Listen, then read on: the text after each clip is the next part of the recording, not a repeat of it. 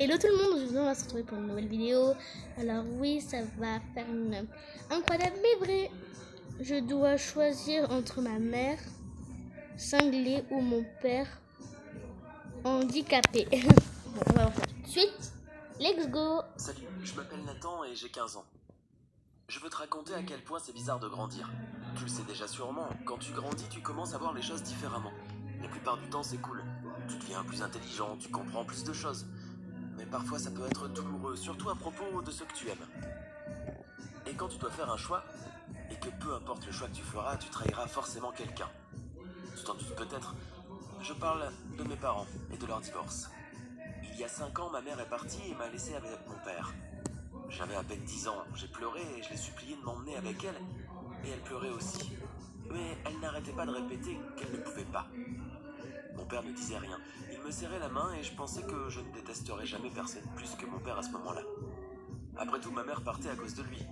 Il ne l'avait jamais comprise, il la méprisait et l'empêchait d'être heureuse. Je ne l'ai pas inventé, elle me l'avait dit plusieurs fois et maintenant elle partait pour se retrouver. Je voyais son besoin de partir pour se retrouver comme une quête, un voyage dangereux, mais je la suppliais de m'emmener avec elle. Pourtant, elle est partie en me laissant. Elle me manquait beaucoup. On passait toujours de bons moments et on faisait plein de choses ensemble. Alors que mon père travaillait du matin au soir, ce dont on ne parlait jamais, car d'après ma mère, son travail était super ennuyeux. Ma mère avait toujours plein d'idées d'activités.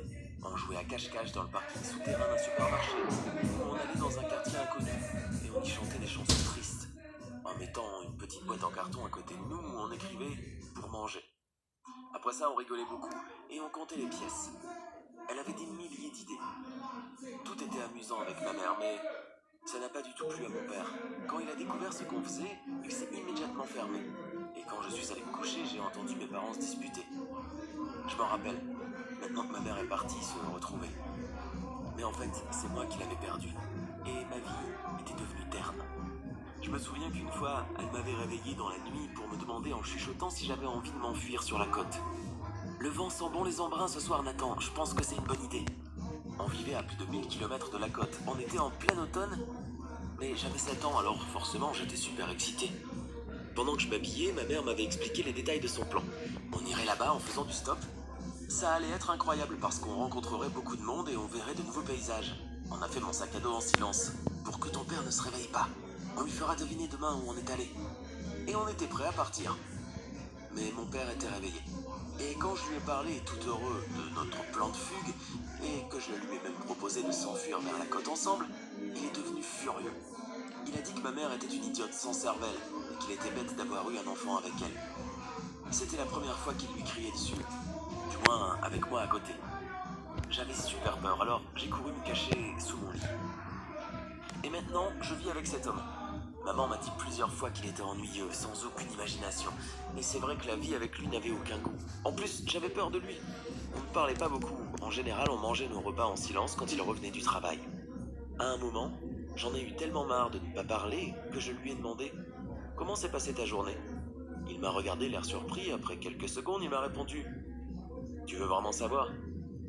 Je ne comprenais pas l'expression de son visage. Il avait l'air de me menacer. Alors j'ai répondu « Non, pas vraiment. » Et j'ai baissé les yeux. Au bout d'un an, ma mère a commencé à m'envoyer des cartes postales. C'était rare, une tous les mois, et elle n'y écrivait aucun mot, pas de bonjour ou de bisous de... Juste une carte postale vide avec une adresse. Mais j'étais quand même heureux.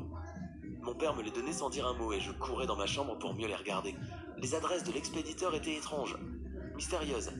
Elles stimulaient mon imagination et me faisaient chercher des mots étrangers sur Internet. Ma mère m'en envoyait d'un monastère tibétain, d'un centre de retraite à Bali, d'un ashram à Goa. À plusieurs reprises, j'ai répondu à ces adresses pour expliquer qu'elles me manquaient et que j'étais mal sans elles. Je la suppliais de ne pas me laisser plus longtemps avec cet horrible individu qui ne s'occupait que de son travail. Mais je n'avais jamais de réponse. Et d'un coup, les cartes ont cessé d'arriver. En grandissant, ma haine envers mon père augmentait aussi. Je suis devenu un ado et j'ai arrêté d'avoir peur de lui. J'ai même commencé à me disputer avec lui en l'accusant d'avoir rendu ma mère si désespérée, de l'avoir étouffée et d'avoir causé son départ. Mon père ne répondait jamais, alors j'ai essayé de fuguer. La première fois, j'ai pris peur et je suis rentré à la maison avant même que mon père ne rentre du travail. Mais la fois suivante, j'ai fait du stop sur la voie rapide et un conducteur de camion s'est arrêté. Je lui ai dit que à aller à Ama Ashram, à Kerala, pour voir ma mère. Il m'a demandé où cet endroit se trouvait et quand je lui ai dit que c'était en Inde, il m'a répondu « Oh, je vois ». Je croyais qu'il allait m'aider à aller en Inde, mais il m'a amené au commissariat le plus proche et m'a remis aux mains des policiers. J'étais tellement gêné que je n'osais regarder personne. Et j'étais super énervé et super effrayé. Quand mon père est venu me chercher, je croyais qu'il allait crier comme il l'avait fait avec ma mère et j'étais prêt à riposter. Mais il m'a juste ramené à la maison sans dire un mot. Et d'un coup, sans quitter la route des yeux, il m'a demandé « Tu voulais la rejoindre ?» Je ne savais pas quoi lui dire et il a ajouté « Elle me manque aussi beaucoup, mon petit oiseau coloré me manque, mais je pense qu'elle s'en sort mieux sans nous. » Je n'ai pas pu m'empêcher de fondre en larmes. Et en fait, toute ma haine envers mon père est partie avec ses larmes. Pour toujours. Le temps passé, j'avais déjà 13 ans et le film Doctor Strange est sorti au ciné. Et ce qui se passe dans ce film a chamboulé mon esprit. Et surtout la manière dont j'imaginais la vie de ma mère entourée de tous ces moines et autres gourous. Ça va, j'étais assez grand pour ne pas imaginer qu'elle soit devenue une sorcière, mais tout ce qui était lié à sa vie me paraissait irréel. Visiblement, je commençais à m'habituer à cette vie ordinaire et ennuyeuse que ma mère détestait tant. Ferme la porte! J'aimais beaucoup les maths. Je Ferme la porte! progressais au baseball et je prenais des cours de guitare. Mais je ne savais pas quel métier On faire ferme plus la tard, et porte! j'en parlais beaucoup à mon père. Il m'a dit que quand il avait mon âge, il n'arrivait pas non plus à savoir ce qu'il voulait être. Rockstar ou comptable. Finalement, il est devenu ingénieur dans l'électrique. Quand je lui ai demandé de m'emmener à son travail, j'étais super choqué. Jamais je n'aurais imaginé que mon père travaillait à de telle hauteur. Son travail ennuyeux était en fait époustouflant. Une autre année a passé et nous avons eu quelques problèmes avec mon père. Il y a eu un accident au travail qui n'était pas lié à mon père, avec son collègue et mon père a essayé d'aider. Mais il a enfreint les règles de sécurité et s'est gravement blessé. Les médecins ont essayé de sauver sa jambe, mais ils n'ont pas réussi. Mon père l'a donc perdu. Et avec sa jambe, il a aussi perdu son travail. En plus, l'assurance a refusé de lui donner une grosse indemnité dans la mesure où il avait enfreint les règles de sûreté. On ne savait pas comment on allait survivre. Bien sûr, papa a essayé de se remotiver, mais ce n'était pas simple. Je faisais de mon mieux pour l'aider et je passais le plus de temps possible avec lui. Un jour, alors qu'on était tous les deux à la maison à jouer de la guitare, quelqu'un a sonné. Au début, je ne comprenais pas qui était cette belle femme bien habillée et pleine de confiance en elle sur le pas de la porte. Mais c'était ma mère. Un homme en costume était derrière elle. On apprendrait plus tard que c'était son avocat. Et voilà comment ma mère est rentrée à la maison 5 ans après sa quête spirituelle. Elle était devenue coach pour apprendre à surmonter les burn-out, mais elle connaissait aussi bien les procédures légales, notamment celles liées au divorce, à la propriété et à moi. Parmi ses arguments, son avocat a montré à mon père un paquet de mes lettres d'enfance dans lesquelles je me plaignais de ma vie avec lui et je la suppliais de venir me chercher. Les mêmes lettres auxquelles elle ne répondait jamais. C'était super douloureux de réaliser que ma mère n'avait pas du tout changé. Toutes les folies qu'elle faisait quand j'étais enfant étaient en fait liées à son égoïsme. Elle voulait encore plus de choses luxueuses qu'avant.